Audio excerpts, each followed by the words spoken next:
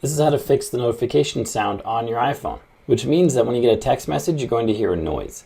And sometimes various settings adjust the volume of these notifications and you don't hear them. This is how we go about fixing that.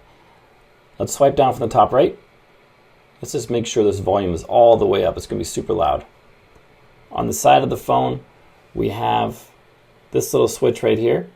We toggle that to the front so it's facing you, and we'll see right here the ringer turns on. And now you can tap the volume up on the left side to adjust the ringer all the way to the top.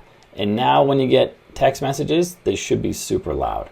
But if that doesn't fix it, we can go into the settings, go all the way back out to the front, scroll down till you find notifications, scroll all the way down until we get to messages. It's in alphabetical order, so it might be a bit till you get there. There it is right there. Tap on that. Here we see we have allow notifications turned on. That's great. We have sounds right here.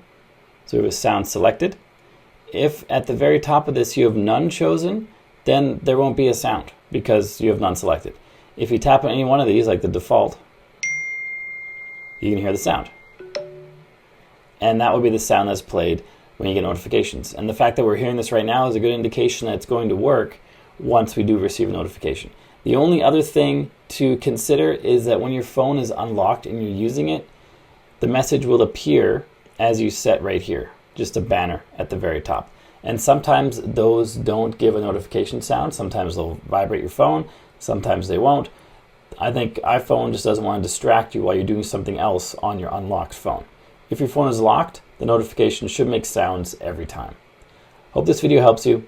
If you got value from it, please like and subscribe to let me know. Then check out this video on your screen right now, which shows you how to empty the trash can on your iPhone. You've probably never done it, but you got to do it. So check out that video and I'll see you there.